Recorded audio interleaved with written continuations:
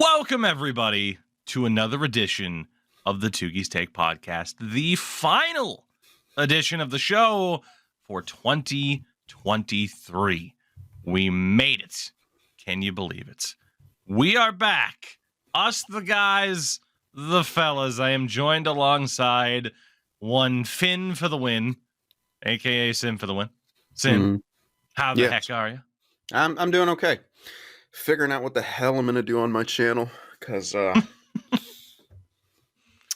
don't know. I don't know if I've ever felt like I've always been able to play franchise mode most of the time, and now everything feels stale, except for like Ishul gameplay, which I don't play that often, and I couldn't really put on my channel. So I'm evolving, so to speak, trying to put in some different type of content. I mean, that's the way to do it. We'll put a pin in that. We'll come back to that in a second. Endo Mills, how are you? I'm good. I've had an eventful week. It's been very interesting. I've had some in-laws, specifically Polina's dad's finally here, and he's been basically staying with us for the past week. He's got one more week to go. He leaves, I think, on the 3rd of January, which is, I think, Wednesday. And yeah, it's been a lot of fun learning a lot about the Russian culture, learning Russian, speaking mostly via Google Translate, other than like the basic yes, nos, and please and thank you and kind of thing like that in Russian. So it's been really great. I'll keep it very, very short because I know I go on tangents and everything. But yeah, we love your tangents. Yes, kind of not short for time, but trying to keep it compact for once. That's my New Year resolution. Even I'm starting it now, is keep everything kind of compact and don't go on tangents like I am right now. Sin, he's become self-aware. It's become sentient. Oh, God. Sin, back to your point then, really quickly in regards to like, all right, NHL feeling kind of stale. First and foremost, I mean, we just, one solution is that we have to play more Ishul. Yes. I don't know if you'd be able to make content out of it necessarily. I got to figure out how to program OBS to pick up Discord, though. That's easy enough. That's quick. Oh, it's super easy. I've never done that. No, I think that's something we could do. I don't know, in terms of viewership, who knows how much interest people have, but in terms of, hey, screwing around with the boys on Ishul. Yeah. It is a possibility. But it's funny though, because I get the game feels stale, and I get the wanting to try to kind of adapt and try different things in the new year, because I think I'm in the same spot at this stage. That said, I mean, I have at least found ways to enjoy franchise recently, and roster editing, it gives me life to critique EA for how shit their rosters are. So that's always fun and exhausting because there's a lot to critique. But I know you two, especially, like, you've been affected by something that I haven't been so far this, in this game, and that is save files fucking disappearing. And that is a frustration that is almost impossible Knock on wood. to take away. Right? Like, it's like, oh, put that frustration on the back burner. It's still on the stovetop. It's still there. It's still simmering no matter what you do, because I've had it on the happen warmer before too. It's just 24 has been such a weird game. And, on today's show, like, we're going to go back and talk about some of the biggest stories of the year in the hockey world. And, you look back at this year, especially for NHL, and okay, we start the year, obviously, the crossover with NHL 23, and a game that, was viewed as a lot of people, rightfully so, viewed as by a lot of people, easy for me to say, as a game that they just kind of set and forgot. And they kind of admitted to that too. It's like, all right, all our eggs are in the 24 basket. And then 24 has been what it's been, which I think they dropped a few eggs there, Tougie. Yeah. Gameplay-wise, it's solid. But I agree. In a lot of ways, it's still not. I can only perfect, carry it so far. Obviously. Mm-hmm. Right. Yeah. I mean, you try not to have recency bias affect it too much. But in terms of like biggest disappointments, it's up there, right? If you talk about the most disappointing versions of EA NHL, the jump from Sega Genesis, Super Nintendo era to like the PS1. At the time, granted the graphics look like shit now, but the overwhelming opinion was, oh, this is a big leap forward. The leap from PS1 to PS2, how the hell could you possibly complain? Like, you can play NHL 01 now, and it still looks pretty good, to be honest. Yeah. The jump from the PS2 era to the 360 with NHL 07, because 06 would have been the last one exclusive to those prior ones. NHL 07, you get the skill stick, and everything changes. And then the jump. Yeah. And then the jump, obviously, that we well know, NHL 15. NHL 15 is a worse game than NHL 24. It is. Oh, yeah. Yes. I've played NHL 15 within the past 8 months. It is worse.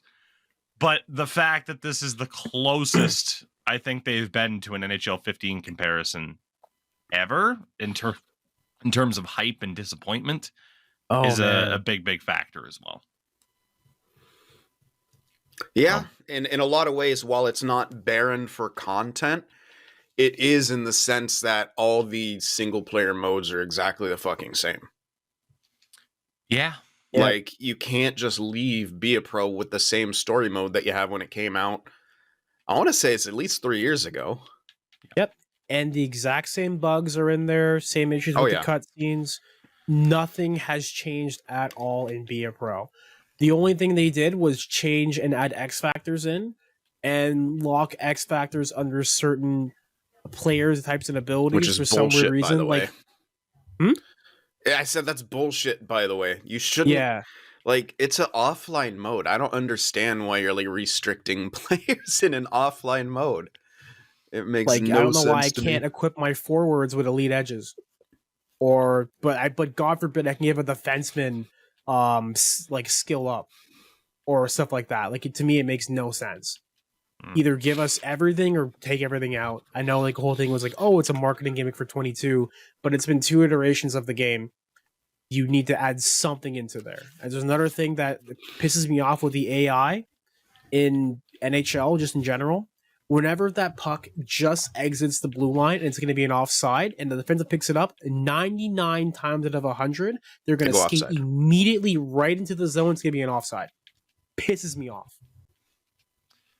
I think the shortcomings for the video game, along with the NHL falling flat on their face this season, or this calendar year in a lot of ways, it has led us to the point of just being like, man, it's kind of tough to have a hockey podcast.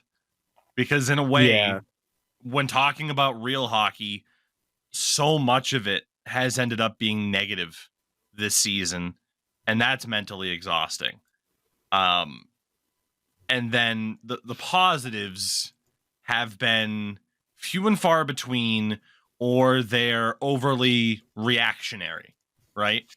Where it's like, okay, what NHL wise, what can we talk about right now? We can talk about how the Canucks are the first Canadian team to be atop the NHL standings by points, not by points percentage, and there's a big difference. But the top of the NHL, well, it's true. The Rangers were ahead of them on points percentage, and that matters when there's a gap in games played. But the Canucks were the first team since 2005 when Ottawa was atop the league at Christmas. Holy shit. That's a pretty big story. That is. But at the same time, Canada it's December. sucks. At the same time, it's December. And me personally, I don't live and die off of every regular season game anymore as a hockey fan. I just don't. Like, the Bruins lost 4 games in a row before beating the Sabres last night. And over the course of those 4 games, I'm just like, it's December. You know, and maybe that's just because I've been following a team that has pretty consistently made the playoffs throughout the course of my life. Maybe I'm just too spoiled. right? As a hockey fan, let alone as a sports fan with everything that I've seen. But I don't live and die off the regular season anymore because my team's been consistent. My favorite team's been consistently good. Maybe I'd feel differently if I was a Canucks fan that's watched that team go through so much turmoil over the past decade plus. Like, it's been pretty well documented. They lose the 2011 Stanley Cup final and then immediately start screwing up the makeup of their team to get tougher. You bring in John Tortorella, who, by the way, is hitting like 1,500 games or wins, not games at this point, something like that. He's still around in the league. It's crazy, especially after asking the Sedin twins to be Patrice Bergeron, which shocker, that didn't work. For Canucks fans, hey, yeah, shit, they're a hell of a lot better than anybody expected. Nobody expected them to be this good. But at the same time, it's a league where the regular season only matters so much. Like, it's true. Like, it comes down to the playoff. And we saw that, right? I talked about, hey, we're going to mention the biggest stories. The most upvoted thing on r/hockey this year on Reddit, the Boston Bruins have been eliminated from the Stanley Cup playoffs after losing to the Florida Panthers in 7 games. That is the most upvoted thing at nearly 43,000 upvotes. The second highest is at 28.6. It is a league where playoffs are king. You got to do well in the regular season to make it there. So it makes sense, obviously, for teams who weren't expected to be, I would say, as good as they are. The Philadelphia Flyers are currently 3rd place in the Metro Division. Flyers fans should be pumped. Vancouver's leading the Pacific. The Arizona Coyotes and Nashville Predators, at the season ended today, are currently in those 2 playoff spots, the 2 wildcard spots in the Western Conference. But at the end of the day, it is playoffs that matters. And if you're rooting for a team like the Leafs, like the Panthers, like the Rangers, the Colorado Avalanche, who are apparently in turmoil, even though they're in first place right now, the playoffs are what matter. And then on the flip side, if you're a fan of a team that sucks, the San Jose Sharks, you can enjoy this regular season for the bright spots of William Eklund and whoever else. But at the end of the day, the regular season, you're almost just waiting for it to be over because the interest is on what's going to happen with this draft lottery. Where are we going to end up? You look at this upcoming draft with Macklin Celebrini, who is insane. He is phenomenal. He is off to a great start at the World Juniors, admittedly a tournament that none of us are following all that closely just due to time restraints. Shout out to Germany beating Finland for the first time ever. They were 0-25 previously. But I think I'm the only person following the World Junior Classic, World Junior Championship, even called the Classic, because TSN, as a former TSN employee, they shove this down people's throats in Canada. You cannot go anywhere in Toronto, at least, or anywhere in Canada, basically, without hearing something about the World Juniors. I mean, I'm almost so kind of biased because, Ty Nelson got nominated to go onto the team after 2 players ended up not being able to make it because they were sick because of sickness. So that's another reason why I'm watching, and he's having a pretty good tournament already. So, yeah. But besides from that, like, I don't really see a lot of people really caring about it outside of Canada. It's kind of just like a whole patriotism thing where it's like, yeah, my country is going to go do good and bad. And then you have the bubble teams, like when you have bubble teams like Latvia, Germany, and other countries that are just kind of like, we're glad to be here. Like, it's a good experience for these kids to go up. And then you have idiots on Twitter basically being like, oh, wow, like they're only here just because of that. Like, they shouldn't even be here at all. Like, cut down the amount of teams that are available every year. So it's a scheme of like 6-8 teams that are there. I'm like, that doesn't help because it's a relegation promotion system in the World Junior, like not economy, but like, you know what I mean? The whole system promotes some promotion and relegation. So 2 teams go down and then 2 teams come back up. There's a reason right now why the World Junior hype is low. One, it's in Sweden, so the time zone difference compared to last year when it was in Atlantic Canada. Yeah. And it's in the group stage. People care about playoffs. People care about, okay, what is this leading to? You can look now at the games that have happened so far. I mentioned Sharks fans having their eyes on Macklin Celebrini. This is a 17-year-old kid He does not turn 18 until June. 17 years old, has 25 points in 15 games for Boston University this season, and is currently leading the World Juniors with 6 points in 2 games. No shit. A lot of Sharks fans, a lot of Hawks fans. Granted, Hawks fans are enjoying Connor Bedard. Had an overtime winner, scored a Michigan. So did Trevor Zegras on the same night, by the way, which was pretty funny. Awesome. It actually led to Scroopy having a question of who do you think will be the next NHLer to score a Michigan? Mikhail Granlund. Literally. Fair. No, he's My tried answer? it 2 times this season. Yeah. Yeah, he's done it before. That's why he's such a legend in Finland, because he did it in 2011 at I think it was one of the tournaments, either World Cup or maybe it was World Juniors at the time. I don't know. But yeah, Probably he did it. Pulled in Michigan off, I believe, in one of those tournaments. To that point, literally anybody, because it is becoming so commonplace now. Yep. Yeah, it was a thing 10 years ago. And now you see Zegras, Bedard, Svechnikov, like all of these other younger guys that are able to attempt it and pull it off somewhat consistently. It could literally be just about anybody. I don't think it'll be Eric Goodbranson, but then again, it could be, because Tougie these guys did it. These guys have the talent to do it. Exactly. It's just most players are told, that's not your role, so don't. You know? So that's just the way hockey works. But to all of that, whether it be talking about the World Junior and why interest seems to be down, which again, right now it's group stage, the NHL not being overly reactionary in the regular season, it's because of playoff-based league. So you have that, I don't want to say disinterest, because I'll be watching, more of the World Junior as it continues on. I'll be still watching throughout the NHL season. There were some interesting games last night. The Penguins absolutely fucking pooped on the Islanders. Chris Letang became the first defenseman in NHL history with 5 points in a single period. Like, he was insane. And every Penguins fan's like, oh my God, the sky's falling. And maybe it is, but they're also 3 points out of a playoff spot, and it's not even January. They got plenty of time to turn it around. It's just been Crosby a weird year. Point. I'd say it's just been a weird year, right? Like, the NHL trying to kind of look, but you got to kind of put blinders on to just focus on the games and the standings, and that's been more difficult for us as content creators based on the EA NHL franchise. It's been a rough year, so it's been an interesting time, I think, is the best way to put it, to be like, hockey and hockey fandom is fun, and hasn't always been the easiest throughout 2023. And I know I went on a big tangent there, because I wasn't going to, so I did. There you go.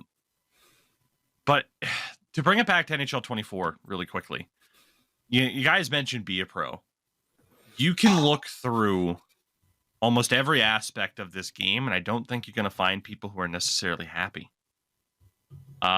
While Sin and I, for the most part, are big on the gameplay changes, obviously any changes to the gameplay is going to be met with controversial takes, because especially like from a competitive standpoint, not even a competitive standpoint, even if it's just someone who doesn't play in money leagues, if you're good at EASHL and they make changes, you're going to be mad, because that can affect your standing and your skill level, because you have to adapt. That's just the way it works. With any game that is competitive online, if you change something, people will complain. That's just the way it works.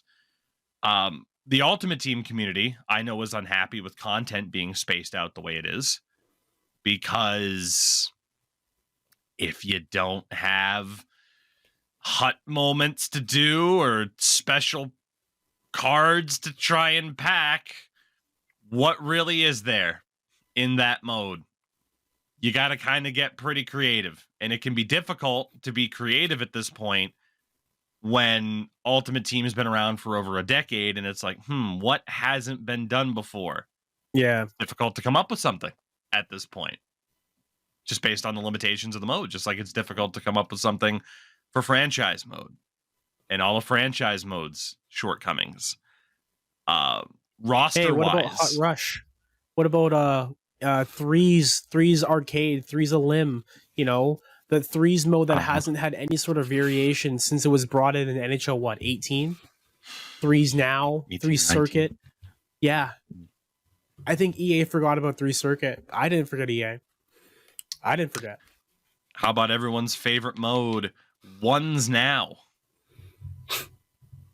With the same players are in there. Oh my god, it's hilarious. Okay, the one innovation I'm surprised they didn't do, not even innovation, just a feature. They remodeled World of Chell with the store and different ways to play and all that with the quick play, but they didn't add a one's custom lobby. How simple is that? It is so simple to add a one's custom lobby. I mean, it's probably complex because, game development and programming and all that. But the idea of not being able to invite your friends to a ones lobby to shoot around and for shits and giggles while you're waiting for people to get online or just to have like a custom tournament like that. I know guys like Perelzi are dying to have stuff like that in their content and to put content out like that. I said that I would run like a $500 tournament for ones a limb just because it would be that cool to have an event like that. It opens up other ideas for content, and I don't know why they're not doing it. Even something as simple as that. Maybe because that's like, near and dear to my heart, because it's like, hey, that'd be a cool idea to do. I'm kind of more, opinionated on it. But still, like, you need to give people more options to play these game modes rather than have them there at all. It just seems like they kind of went, we have a whole bunch of stuff in here. We have all these modes to play, but we're not going to dive deep into it. I think the best way to put it is this game, someone says this about Starfield. It's that the game's a beautiful ocean, but like it's like this deep. There's no depth to it. There's no depth at all. I would rather them have fewer game modes, but have them be super deep and detailed instead of basically. I'd rather them have a deep end instead of a shallow end, because that's what it feels like we're playing with NHL 24 or NHL for the past couple years. You can't even like set custom rules. Like if we did a private sixes lobby, can we change sliders? Can we, that'd be awesome. Like, 6v6, all penalties are a penalty shot. Or change overtime rules. Like there's so much untapped potential just in the existing game modes. But yeah. Yeah. I don't know, man. This is where we've been stuck with this loop, I think, as hockey fans. We talk about the real life NHL. We talk about the video game and its shortcomings. And it just kind of leaves you in a kind of space, right? NHL 24, I think, especially, is a game that a lot of people got their hopes up for. On one hand, you want to try to view it as like, okay, good step in the right direction. But at the same time, it needed to be more than just a step in the right direction. I think the expectation was it needed to be a couple of steps, and it's not. Like Endo said, most of the modes are shallow.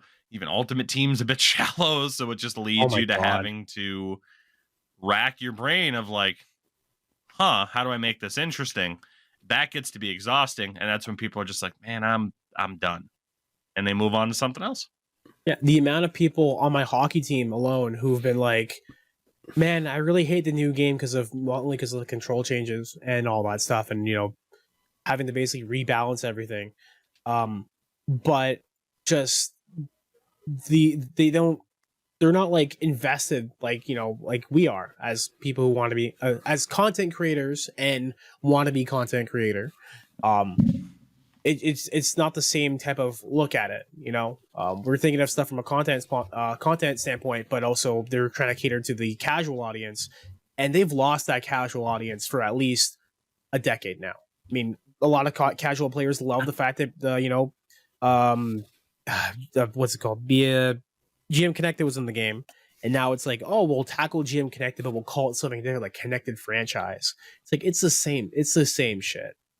Like, we know exactly what you mean, but in that respect, they've lost that audience. They're losing the competitive player audience because they're making a lot of changes that people feel like they don't really know what they're doing. People are blaming content creators for being like, oh, you're a game changer, you're a design council member, you're not doing anything. Where it's like, you can only say so much to certain people until, one of the biggest things working with a giant IP like, the NHL and the NHLPA is that, let's say, for example, you have a giant picture idea or game mode, and they say, we have the likeness of all these things, we don't want you to do that. And they say, no, you can't do that feature. You can't do anything. There are stories about in the original NHL games, like they took out blood from like NHL 93 because the NHLPA was like, we don't want blood in our game, or we don't want like jersey tugs for certain players in the game because we don't approve of that. And then it goes rinse and repeat of what can go in and what can't go in. And it's like almost as if, the bigger the IP, the more responsibilities, maybe people watching over you, the less opportunity you have to be creative because you have so many people blocking your path. And so that's one of the things I was really interested with, because Mike, one of the creative directors, worked on, Punch Out, and it worked on Super Mario Strikers. And that's stuff that, Nintendo legitimately was like, we're very hands off. You can do whatever the hell you want with it, as long as you follow these strict guidelines for player models. Like they have like the cross chop in Super Mario Strikers. They legit have a cross chop in there. And Nintendo's like, yeah, go ahead, go for it. Like it was one thing for me to see like, oh, how is he going to be able to manage, in his first year as the big head honcho about what he can and can't do. And I'm assuming he's probably pissed off at certain things that he can and can't do. Mm-hmm. There's my rant. That's my tangent. I know we kind of went all over the place there, but I feel like perfectly kind of encapsulates where we're at the end of this year. And like I said, in regards to, hey, we are a hockey podcast primarily, and that has been a difficult thing to be over the last little bit. Right. Is there anything, Sin, I'll check with you first, in regards to the game or anything that was mentioned? Well, we've had Endo's mom on the show. Now we've had Endo's da. That's yes. That's Polina's dad. I know. Papa. Twas jokes, sir. Twas joke. I'm autistic. I can't take jokes. I am. Sin, was there anything else to add in regards to? I know we covered a lot there. Was there anything else, game wise or whatever, that you're like, I wanted to mention this? Not really. I mean, I'm tired of mentioning things because nothing ever gets done about them. I should just turn my channel into just bitching about EA and NHL. I'd probably do well, but that's what I've done. Yeah, I don't know. It's also like I try not to just only put out negative energy. That just doesn't feel good for me. So I don't know. Same. I am just very stuck in what my content creation is going to be. And yeah. Happy holidays. I mean, I had a great holiday, man. And then everything ends and I'm like, oh shit, what am I going to do for videos? I mean, for any good news, I played Be A Pro today, and I played NHL probably for the first time in like a month, and I legitimately had a good experience. Yeah, I'm sure I would, but I'm enjoying it in other games right now. Like, Mm-hmm. I'm just like, these are a lot of fun. Yeah, like I said, I mean, for me, like I found ways to enjoy NHL 24. I've been using Snipe and Score's 1999 2000 build on stream, and that's always fun. I mean, it's essentially trying to replicate what better games do, NBA 2K and their retro franchise, and being able to play in any era and then move up, except you get 4 years worth of draft picks and then it's right back to generated players. You can't add in expansion franchises, so it's you don't get the fun of like, oh shit, here comes Minnesota. Yeah, and they're so I mean, it's it just always leaves you wanting more. But with that, we will get to a viewer question here, because we are looking back on the year that was, and I don't think there was any better way for us to describe the year that was for the first half an hour of this show, is just being like, the NHL kind of sucks. Yeah, video It game does. kind of sucks because that's what the year has been for the most part. But this question comes from one Bouncy McBoink Boink. Looking back on 2023, what's one thing that you're proud of and one thing that you wish you did differently? That is a loaded question. I guess, yeah. God, who wants to go first on this one? One thing I'm proud of. It's not that I don't know if you can call it like being proud of it. I guess like because that sounds weird. I'm proud of getting a girlfriend. I'm happy, but like, Congrats. not like I've had issues. You fuckers. No. Yeah. I don't know. Like, I guess proud of maintaining a long distance relationship, and proud of That is something to be proud of. how far I've come as a person to be not only be able to do that, but do it successfully and other things like that. And yeah, it takes a lot of, self growth and being comfortable in yourself and having immense amount of trust for another person and whatnot. And a lot of endurance. Sure. And yeah, I lost my train of thought. That's okay. It's all right. That's what Endo's here for, is to just derail things when he sees it. Well, Sin, you know what? Yeah, no, screw it. Well, one thing that you wish you did differently.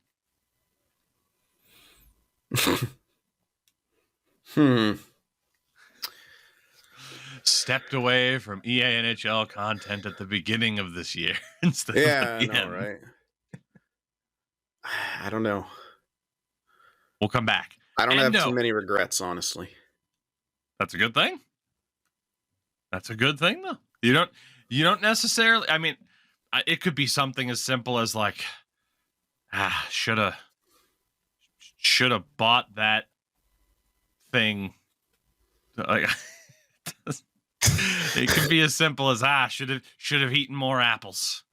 2023 could have been the year of the apple. You know? Endo, what's one thing you're proud of, homie? That's a good question. Man, can I talk about the negative thing first? Bah humbug, you go right ahead. The one thing that I wish I did better was looking for a place earlier. Because a lot of stuff didn't line up the way we thought it was going to. And housing market sucks in fucking August. I think we lost him. Okay, I thought he was just paused. I was like, me too. I thought he was just I thought he was being dramatic. Yeah. No, he just bounced, froze and bounced. Oh God. Maybe his papa tripped over a wire. We're gonna keep it going until we hear from him as to what's going on. For me, in terms of like the what I'd be proud of type of thing, I mean, Bouncy specifically mentioned, like, we'll admit Tougie getting married, which is true, which happened and is great. I will say though, we got to go to Finland. I mean, Sin, you went 3 times this year. I got to go twice. In February, the Sports Gamer, we were a part of a larger convention type of deal, which was an amazing experience. And both times, excuse me, both times my wife got to go with me on these trips this year, which was cool, right? Because if you think about it, like, what started for us is like, yes, we're sitting in our offices / bedrooms at times, commentating over a video game, and it leads to, oh, cool, like, I get to bring my wife to Europe, to a foreign country, because I talk over video games. Like that, it's pretty damn cool. And then obviously, like, that ties in for Sin's side of things too. Like, we sit here and yell over video games, and it's like, oh, cool, you met someone in a foreign country over that, which is just awesome. So I mean, There's a lot of things, right? Because I was thinking about that too in terms of 2023, and it's like, would I describe this as like the best year of my life? And it's like, I probably would. So I mean, there's not too much in terms of regrets or things I would do differently. It just hasn't been that type of year, really. Like, it wouldn't be, as my voice is just not having it. Might be coming down with a cold at the end of the year. We shall see. It should be fun. It hasn't been that type of year for regrets, really. Humble brag, I suppose. I think it would be something relatively minor at this stage, but also while this was such a busy year, it also has been such a blur to be like, oh, 2024 is just a few days away. Like, it's still really weird to think of it in that way. So we'll see if we can get Endo back here and reconvene in a moment. All right, well, we have lost one Endo Mills. Internet outage. Our boy's down and out. But of course, while I still call him Endo Mills because of his old title, Endurance M on Twitter, on Twitch. Check our boy out, of course, as you do. But Sin and I are still here, and we are going to kind of go over some of the top stories of the year, as decided by the most upvoted topics on the r/hockey Reddit over the past year. And I mentioned number one earlier on, Sin, the most liked post, the Bruins losing to the Florida Panthers in the first round. And, you know, I think that's a part of why I have the attitude that I do this year in regards to the Bruins. And I'm like, it's all about the playoffs, is because they had the greatest regular season of all time. And it didn't matter. Very EA NHL in that way, isn't it? You can do whatever the hell you want in the regular season. You can have this great team. You can have legends like Patrice Bergeron, a future Hockey Hall of Famer, and then David Krejci, who will have an outside option or an outside conversation in regards to that topic. And at the end of the day, it doesn't matter, right? Like, it all comes down to what happens in the playoffs. And I mean, this was just the start of the run for the Florida Panthers. And as they went further and further in the playoffs, it was less of a sore spot, so to speak. But that's been, you know, one of the biggest stories this year, no doubt, is the Bruins, after, 65 wins in the regular season, losing in 7, losing that 7th game on home ice, no less. Tough pill to swallow. Tough pill for any team or any fan base to deal with. Yeah. I mean, and the fact that, I don't know if the fucking blowing a 3-1 series lead too. And just the manner in which they lost, like, it wasn't Bruins hockey. They weren't playing Bruins hockey, in my opinion. They were so sloppy with the puck. They were just like trying to be way too cute on transitions, especially. And that's legit how Florida beats teams, is by forcing turnovers, forcing mistakes, and then capitalizing on them. And the Bruins were just like, I'm going to throw this blind pass behind me before I cross our own blue line and send it to the middle. And then the coaching decision to try to stick with Ullmark when he was clearly not on his game. And then, as we found out, injured, which is even more of a what the hell. Like, you can't do that. And the fact of the matter, it's like, I can understand if you had like a shit goalie, but you had Jeremy Swayman, who was really good and is really good, and got thrown in there for one game. Yeah. Was it even a full game, or did Ullmark get yanked, or was it a full game 7? He started the full game 7. That's still stupid. Injury. Let's throw in the guy who hasn't played yet into a game 7 situation. Yeah, Swayman appeared in 2 playoff games, started one of them, which was game 7, and he ended up losing. And it wasn't, the stat line would say, it wasn't his best game, but you look back at that game 7, and for those that watched it, you'll know it's like, the team around him kind of let him down a little bit. And even then, if Swayman does have a bad game, like you said, he sat for the first 5 games of the series. when the Bruins' key to success was the same as it is this year, and it's rotating out two of the best goaltenders in the league consistently, and they got away from that, and even more puzzlingly so, they got away from it when one had an injury that was clearly affecting his play. It just brings me back to that talking point of the regular season. It doesn't matter if you get it that wrong in the playoffs. And they did. They got it completely wrong. And I mean, even this season, you look at their goaltending. The Bruins have literally split down the middle between these two teams. Swayman started 17 games. Allmark has started 16. You have Swayman on a 9.29, Allmark on a 9.14. Both are under a 3 goals against average. Swayman's is actually a 2.17. It's working again. But you got to get it right in the playoffs, and they didn't. And that brings us to our second talking point, because even if you get it right in the playoffs once, doesn't matter if you get it wrong in the next round. Because when the is Toronto... Sorry, no, continue. Finish the your Toronto point, Maple Leafs won their first playoff series since 2004 in the first round against the Tampa Bay Lightning, only to then lose in 5 games to the Florida Panthers, making it feel like, well, did it even happen at all? When is a team going to be the first one to rotate goalies in the playoffs, and not because one had a bad game? I believe, I want to say Minnesota kind of did it, but it was stupid to do it because Fleury was awful. Yes. Yep. Him and Gustafsson. Yeah. That was the first one. But I feel like if the team to do it would be Boston or something, or maybe Vegas, even though Vegas doesn't have as good of goaltenders.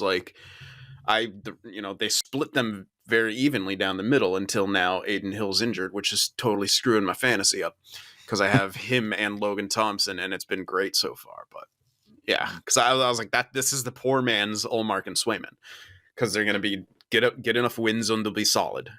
They won't be Vezina, but they'll be solid.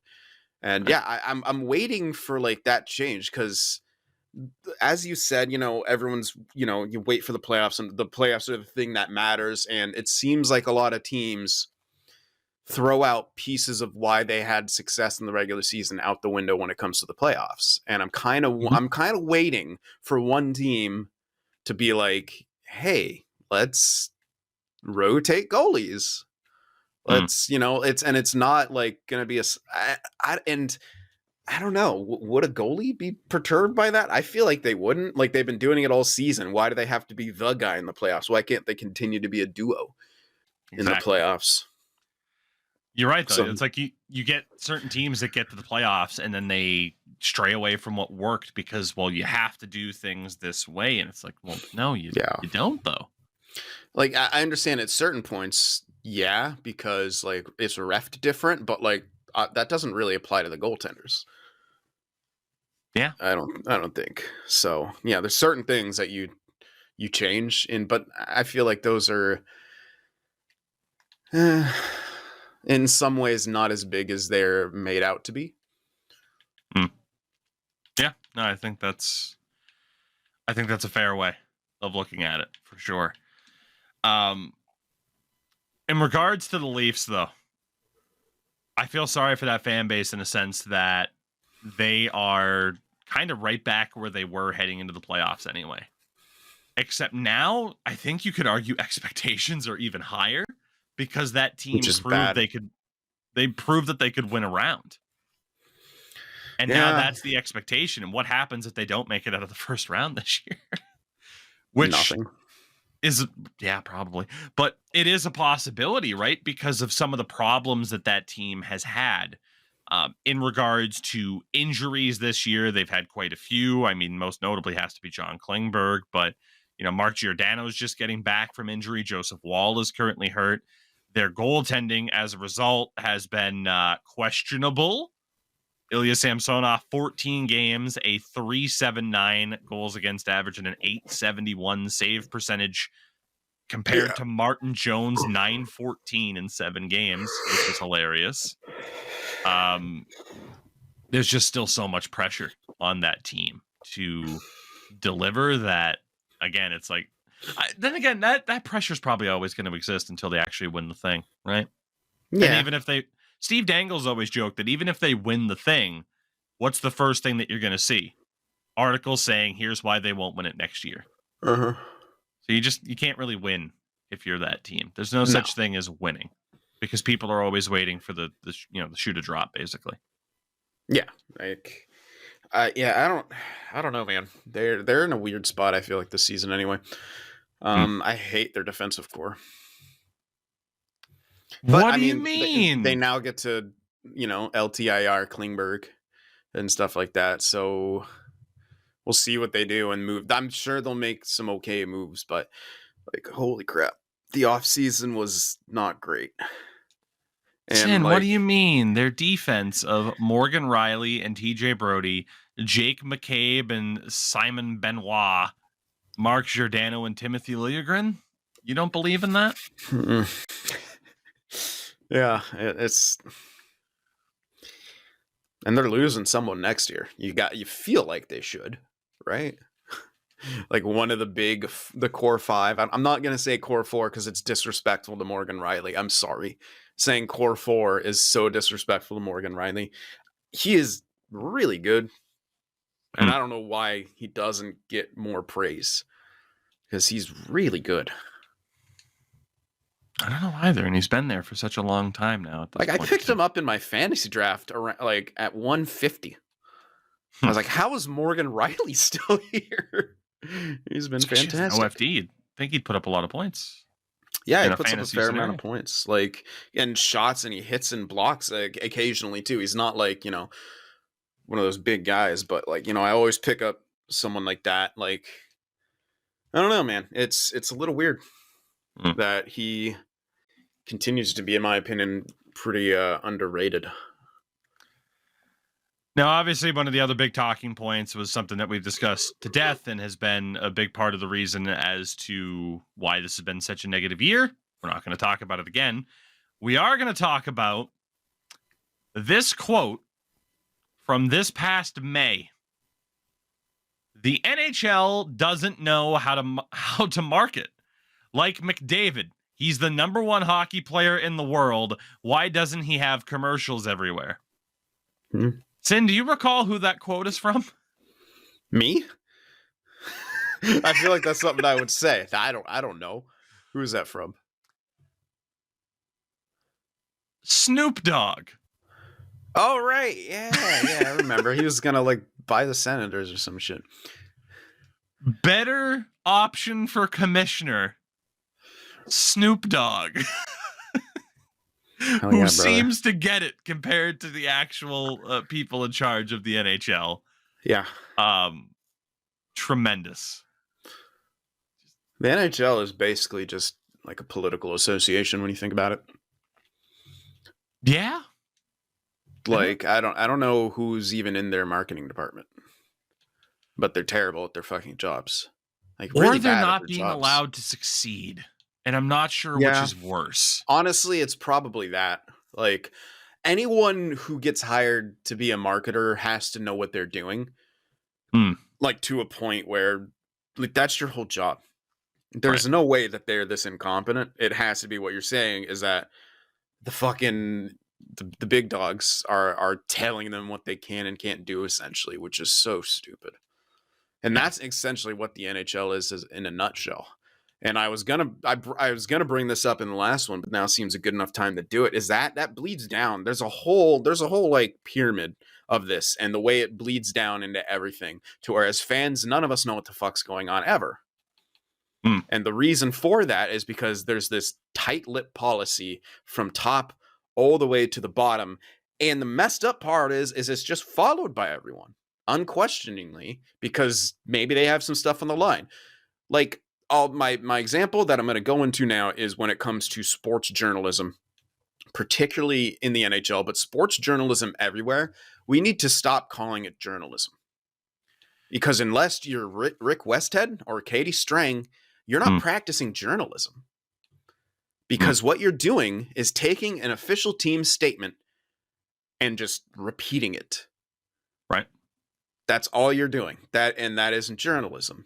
Journalism is about seeing something, investigating, going to sources, and then saying it, and not caring that an organization says no, you can't say this or something. Like, it's so weird. And this, and I really started thinking about this during when the Corey Perry stuff went down. By the way, none of us still know what's going on, right?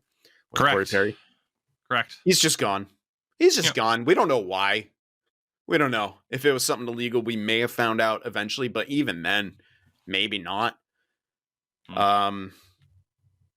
And all I see from every single Chicago reporter is parroting the official team statement and then getting mad at people who are memeing about it and taking this holier than thou attitude that this is so wrong of you to do, to make this joke, and how dare you. Meanwhile, these are the same people who sat on their hands while all the Kyle Beach stuff went down and waited until it seemed politically safe for them to where they may not lose access or whatever to actually voice something about it. But they're what their job should be. Where is a journalist who went, this seems fishy, what aren't we knowing? And then figuring that shit out within the realms of legality. And guess what? You're protected by the First Amendment. You have a big cushion for yourself to figure these things out and not be able to be sued for defamation and things like that. As long as you're reporting facts and things like that of what you find out, or at least try. Like, I don't know, but everyone seemed content with, we will never know. And I think that's ridiculous considering what organization was surrounding that. And here we go. Now flashback to, was it Ian Kennedy who asked the question, what are you doing? Mark Lazarus. Okay. Who said, what are you doing to change the thing? And was basically told to sit down and shut up. And then everyone who says, oh, well, it's not the same owner, it was the son. Well, what's the son doing? He tried to speak, and then his old man shut him down. Sure, but now here's another thing. Here's the thing, and he's doing the same thing his old man was doing. So I don't care what he was gonna say in that moment of, here's what we're gonna change. You haven't fucking changed anything. And the journalists around are just doing what they typically do and not being a journalist. You're basically an extension of the team's PR with what you're doing. That's what every single sports journalist is right now. They are an extension of the team's PR arm. And then so much of it too, like, it's funny because, talking about the, like the big news of the year, it's like, all right, Connor Bedard ends up as a Hawk, Rocky Wirtz passes away, Danny Wirtz takes over. And then, like you said, it just feels like with the Corey Perry situation, it's like, we talked about it at the time, there was still a way to protect the privacy of individuals involved while still providing enough clarity as to not leaving people in the dark as to what the hell happened, right? Yeah. There was a way to do that. And then, like you said, journalists just don't really touch it because the new thing to do whenever you are in trouble is to just hunker down and then wait for the next headline to pop up and then just try to never mention it again. And then, of course, Mark Lazarus poked them on that, and they didn't like it very much. And another aspect of the state of journalism in sports is that everyone tries to be first.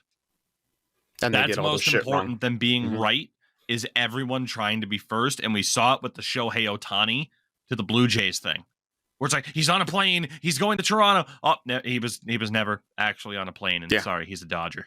Like, how many times has that happened? I feel like this year it has gotten significantly worse, where it is about being first. It is not about taking your time with the facts. It is about, we need my Twitter account needs to be the one that's being circulated. Our publication needs to be the one whose article is getting retweeted the most. And to hell with the consequences, to hell with the facts. We can always correct later as long as we are the ones being cited as the lead on this. Yep. Frank Saravalli, LeBank's on waivers. He was never fucking on waivers. My source says, and then the thing that pisses me off is they don't go back and correct it. They don't ever make amends to it. They just start tweeting the next thing. Like Yeah. it's very rare you'll see someone actually address that they were wrong. Maybe on the Otani thing, that guy had addressed because he was so big he had to say something. Right. But like, yeah, I've seen so many times where these insiders tweet out something that turns out to be completely wrong and something that was never ever happening in the first place, like not even a rumor of it happening. And then they don't say anything. They don't say, "Oh fuck, my source was wrong. I'm sorry for tweeting that." Like, you have a responsibility. Like, people are legit trusting you to be someone with good information, and so therefore you have a responsibility when you put out bad information to own that. Like, that's the whole point. That's the ethics of the job. Like, I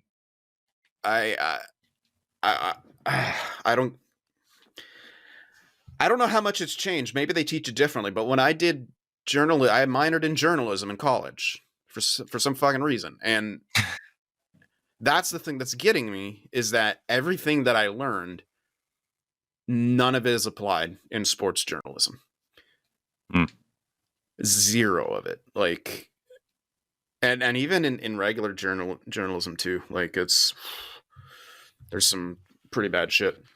Very, very, like using purposefully neutral language in a situation where it does harm. That's not being a journalist. Like, to use neutral language in a situation, like, for example, one dead after, like, during shooting with cops present or something. Right. But it's like a cop shoots a guy. Like, you can fucking say a cop shot someone and the guy died.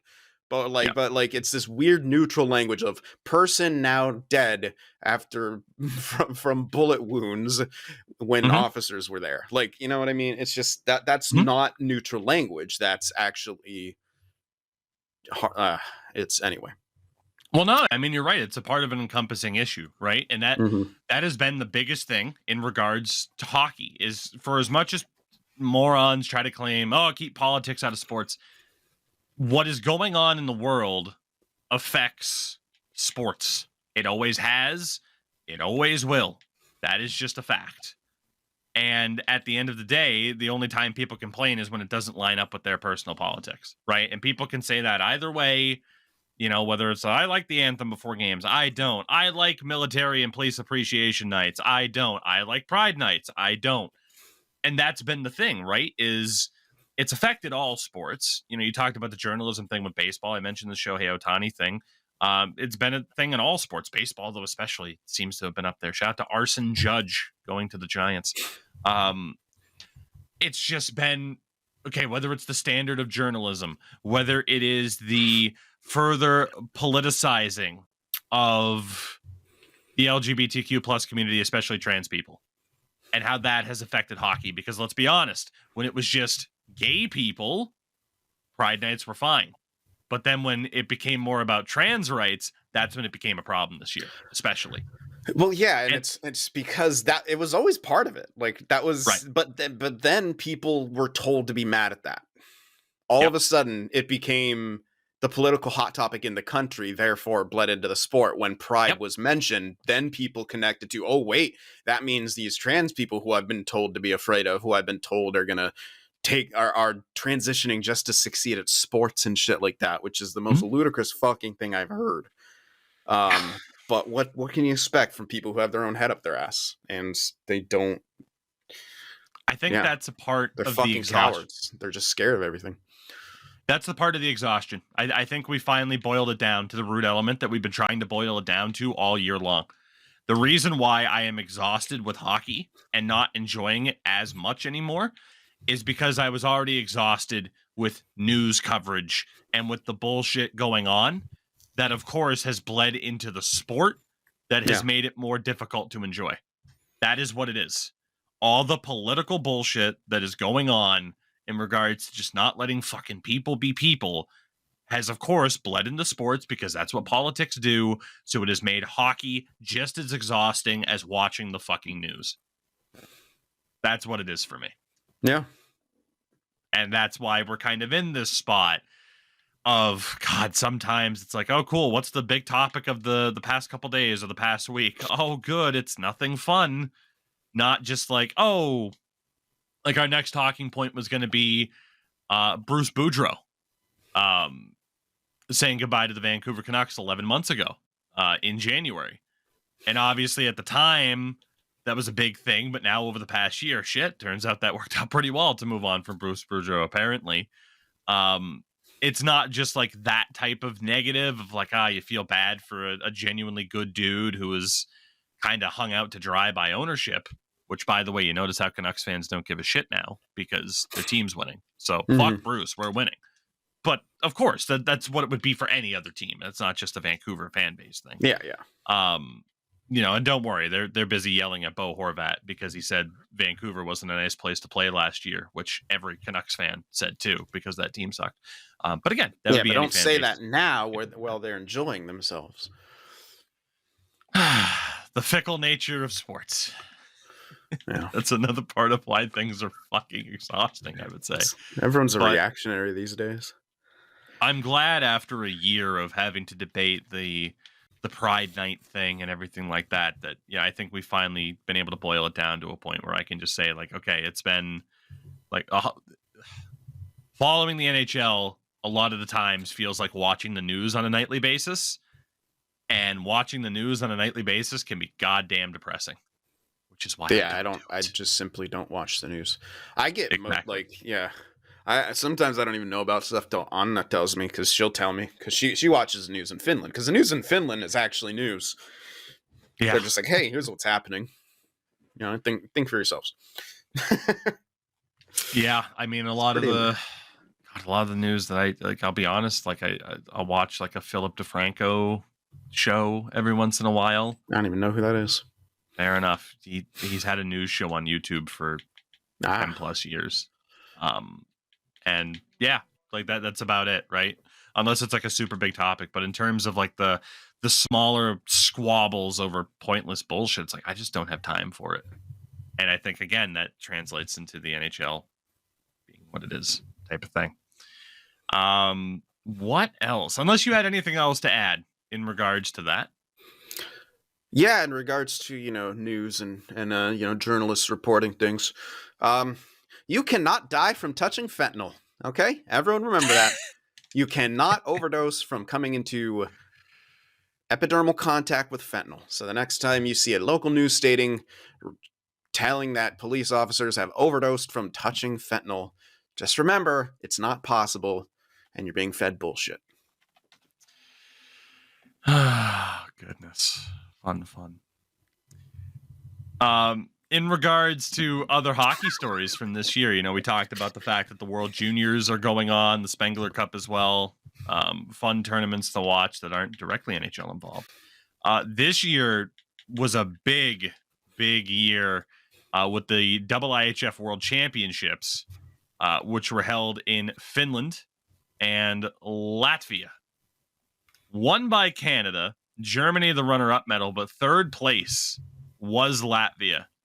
And that entire country went fucking nuts. Yeah, that was amazing. That was one of the times this year that it was fun to talk about hockey, is to see a super small nation celebrating a tournament that most people in North America couldn't give a shit about, to show you like, oh, okay, that, actual underdog stories, not, the Vancouver Canucks aren't an underdog story. No. They're one of the richest franchises in the league that should be succeeding continually. Latvia medaling at the World Championship, their first ever IIHF medal. That's an underdog story. Absolutely. Especially in the year that they were co-hosting the tournament. Absolutely. Yeah. That's fantastic. Big shout out to Latvia. Looking through some of the... Shout out to our buddy Daniels out there. Yes, indeed. Our good Latvian friend. The only Latvian friend I have.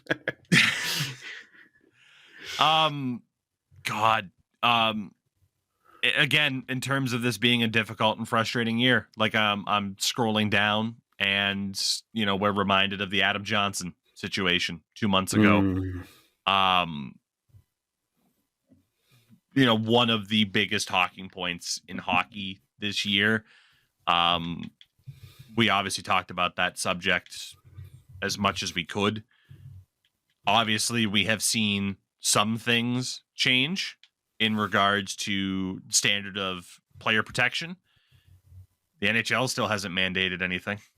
No, I they don't won't. think they will either at this point. We're 2 months gone. They're going to be pretty happy. I think that this conversation's out of the news cycle. I hope things change in the future. Like, it's probably not, admittedly, like a, snap your fingers and this change is made type of thing. Like, it's got to be further negotiated with the PA.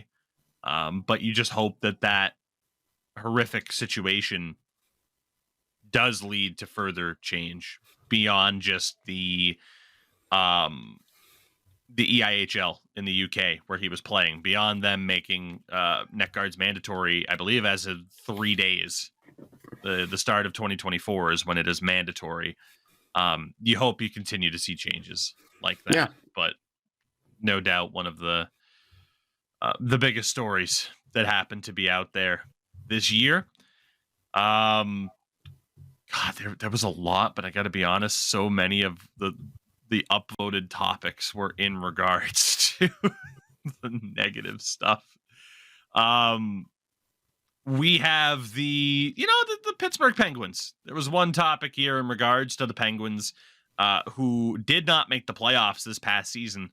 It was their first time since 2005, 2006 that they failed to make the playoffs. And I mentioned them earlier on in regards to where they are in the standings. If the season ended today, based off of points percentage, they would not make it, as they are 3 points back of the Capitals, who have a game at hand.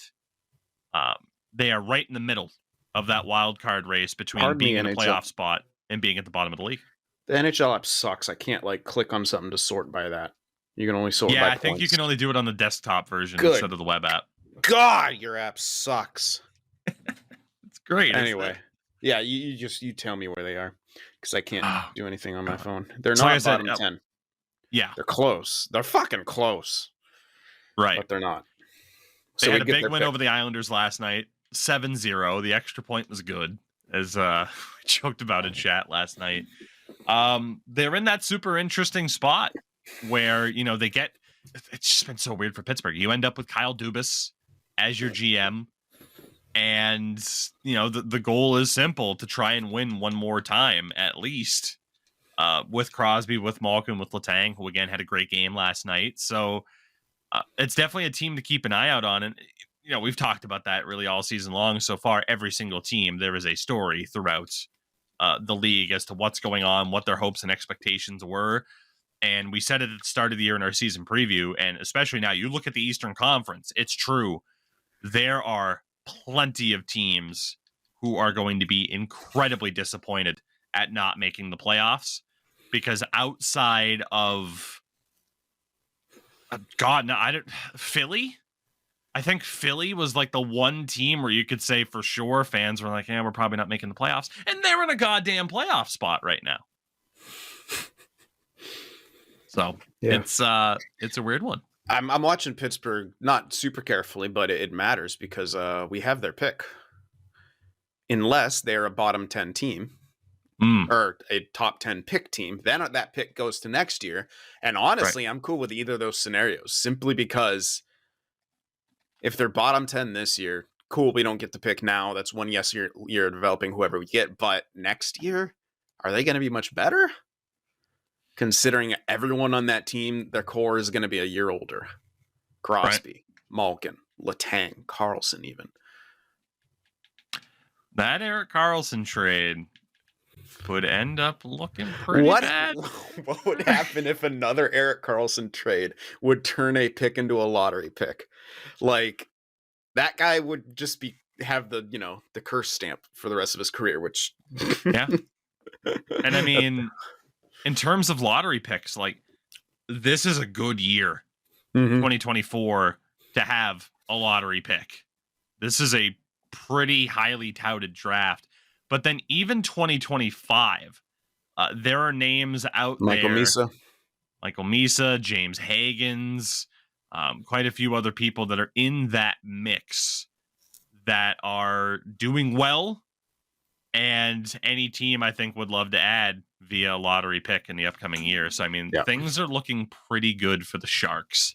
in that regards, regardless of what the outcome happens to be of the Karlsson trade and what picks they get. Yeah, I mean, I feel like we've done a great job. I'm even loving the Meyer trade now. Like, now that everything's falling into place, dude. Like, Zetterlund he's looking pretty damn solid. Looking like he could be a really good, at least middle six goal scorer type who has a pretty big body.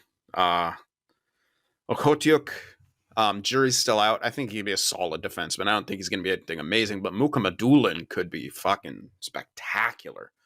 And plus, we got a pick. And could even get another one if they make the conference finals this year. Yeah, well, I mean, the second would turn into a first, but yeah. There's still one conditional pick, a second-round pick that could be a first this year if the Devils make the conference finals. And there's also a seventh-round pick. And again, the first-round pick, they ended up with forward Quentin Musty, who has 38 points in 20 games for the Sudbury Wolves this season in the OHL. He's fucking good, dude. So, and last I knew, let me double-check here for the Devils, Timo Meier is currently on the Devils' third line with Mike McLeod and Dawson Mercer. Yeah, he's been a bit inconsistent, and he's being paid a pretty decent amount. Yeah, he is.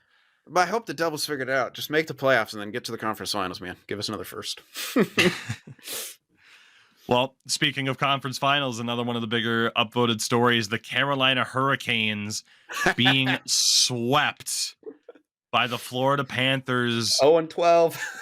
They are now 0-12 in their last 3 trips to the conference finals. That's impressive, honestly. Mm-hmm. Like, that's so impressive. And this year, I don't know if they're even going to make it back. Their goaltending has been... Antti Ranta put down through waivers. I mean, yeah, right now Carolina occupies the top wildcard spot in the East.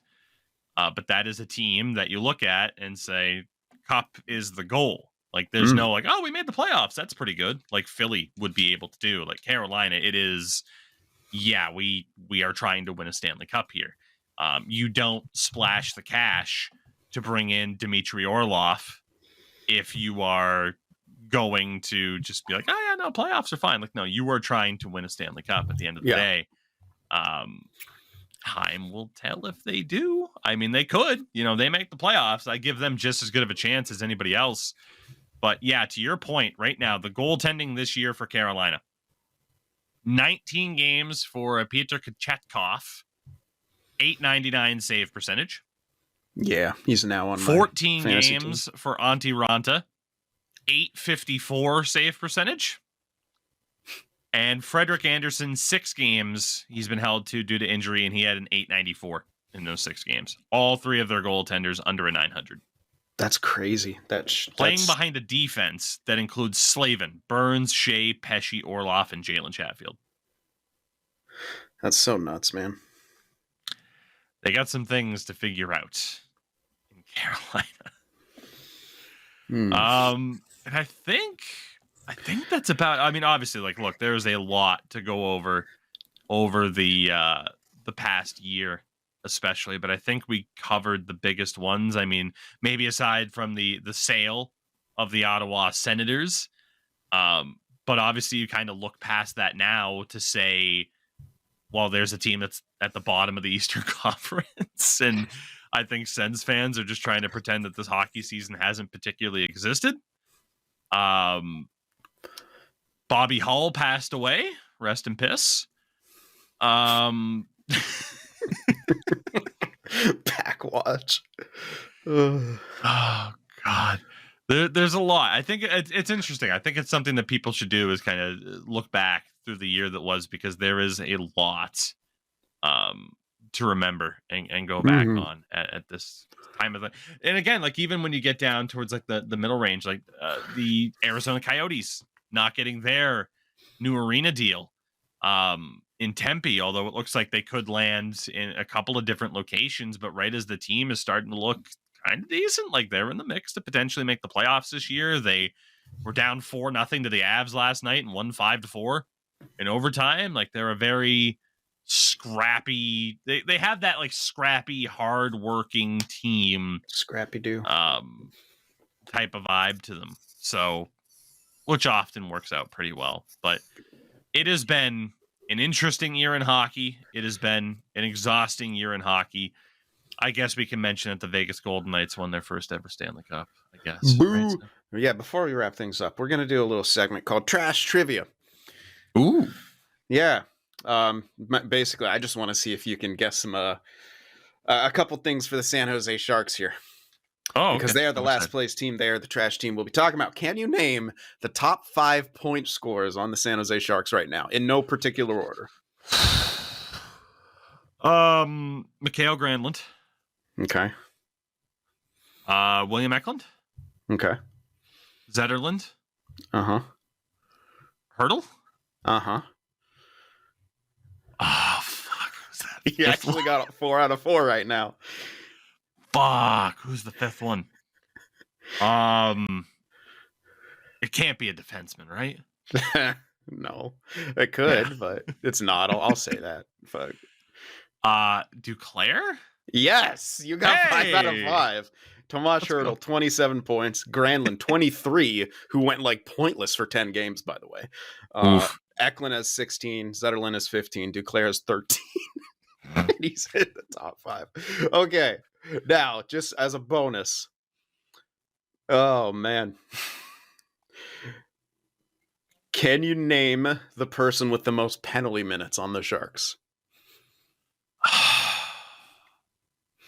Jeff Viel isn't on the team anymore. Is No. No. VL. Holy shit. No. he?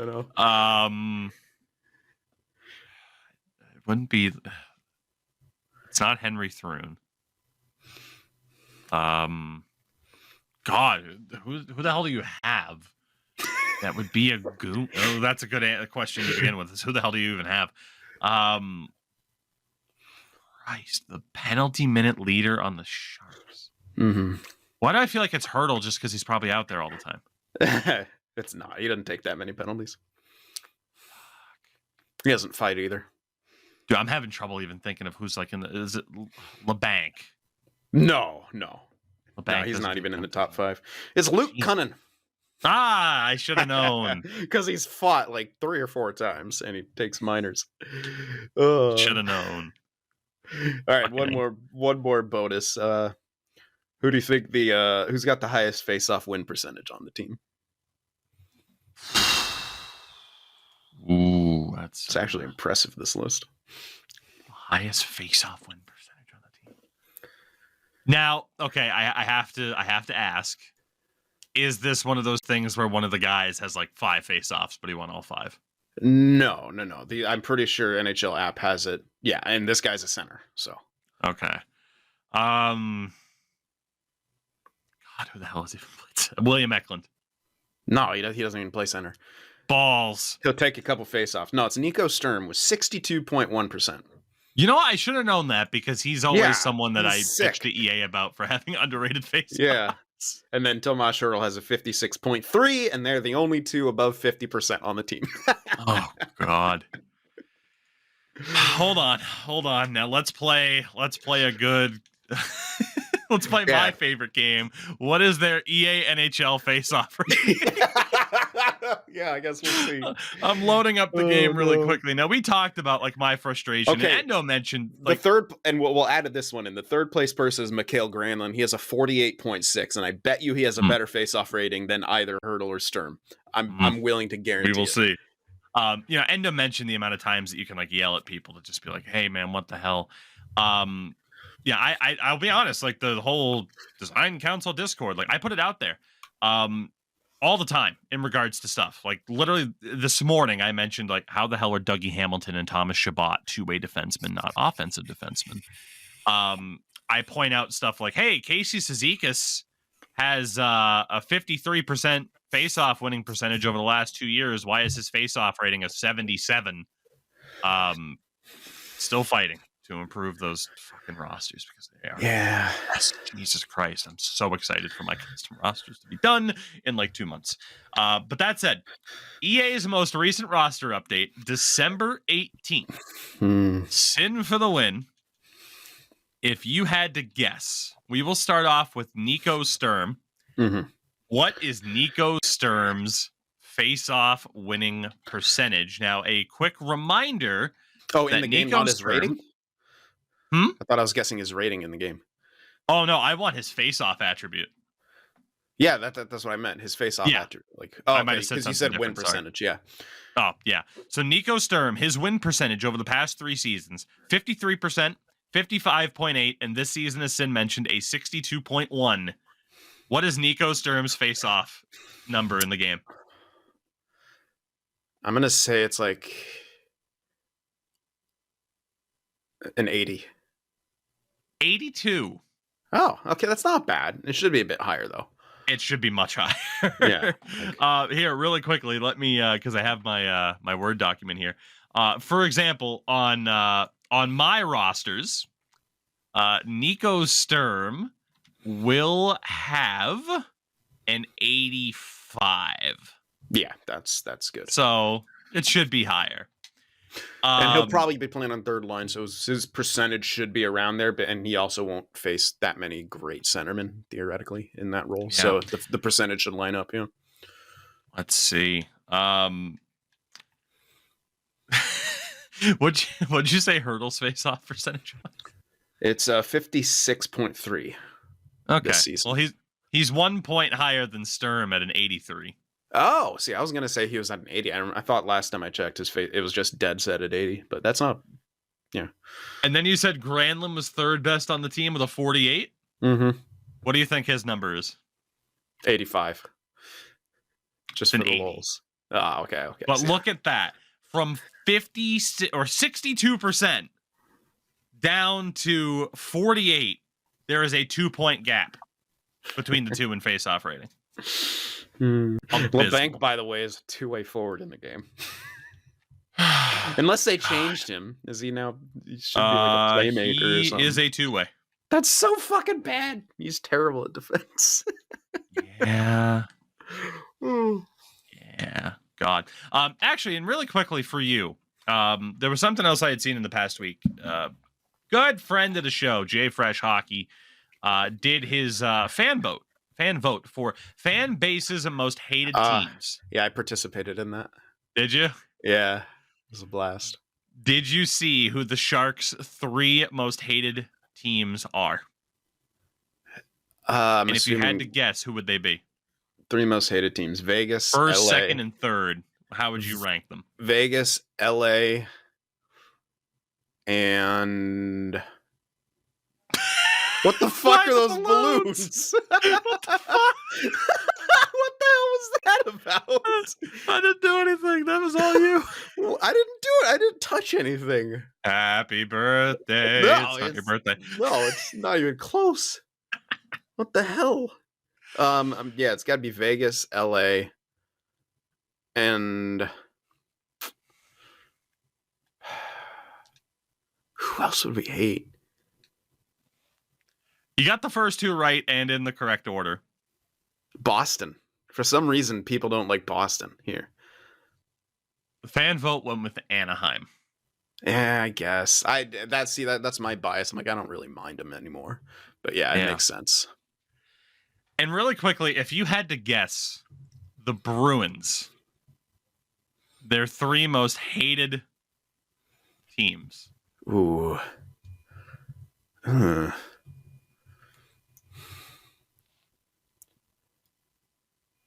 Toronto's got to be one, right? They are number 1. Okay, yeah. Toronto, Tampa, and then Montreal. Toronto, Montreal, and Florida. Ah, yeah, of course. Of course. Ah, yes, it's a jar of preserves. For the record, I think the only other team that has the Sharks listed is as a rival is Vegas. And they have them at 3rd behind Edmonton and Dallas.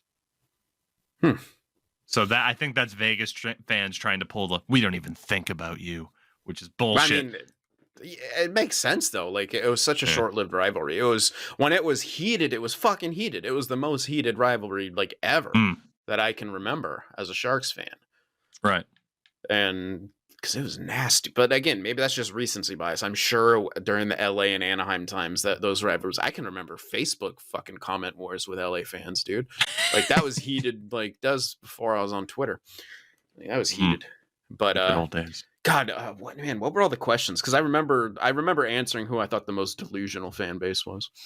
I'm not sure. I don't have those particular results in front of me. Gotcha. All right. That's okay. Wilson, with that, we bring 2023 to a close here on the podcast. We'll see what 2024 looks like for us. I'm not sure, to be honest, just because of everything that we've talked about today. You know, hockey as it is, the video game as it is. We'll see. We are still going to find our ways to have fun with hockey, you know, especially in the video game sense. You know, we talked about it. We'll probably play some ESHL on stream. We're probably in the new year going to get back to doing the whole Parsec Pals thing of whether it's NHL 2K10 or maybe we look back at the glory years of EA NHL and do kind of a playthrough on that. You know, we have options one way or another. So we'll see. We'll see what happens. But for now, 2023 comes to a close. And, well, the perfect way to end the show would be saying Manscaped fucking pay us, but they're not going to at this point. We got ghosted on that deal. But hey, who knows what the new year will bring. Sin, your Jerry Springer-esque final thoughts for 2023. I don't know, man. It was a year. It was a pretty good year, all things considered. Outside of hockey, it was a pretty good year. Yes. Yeah. It's a good way to put it. For myself, I voiced it the same way, right? I mean, it was a pretty good year outside of hockey. Let's hope it probably won't be, everybody, because let's be honest, the past few years has been a bit rough in the hockey world, but let's hope that 2024 looks a little bit better. Again, you can follow Endo at EnduranceM on Twitter and Twitch. You can catch Mr. Sin for the Win at Sin for the Win Productions on the YouTube side of things. Sin for the Win Prod on Twitter. If you can find him, I still think he's shadow banned. I'm pretty sure I am. And I am everywhere at Tougie24. We will see you all in the new year. We love you. Thank you for listening, watching, supporting the show. And we'll see you next year.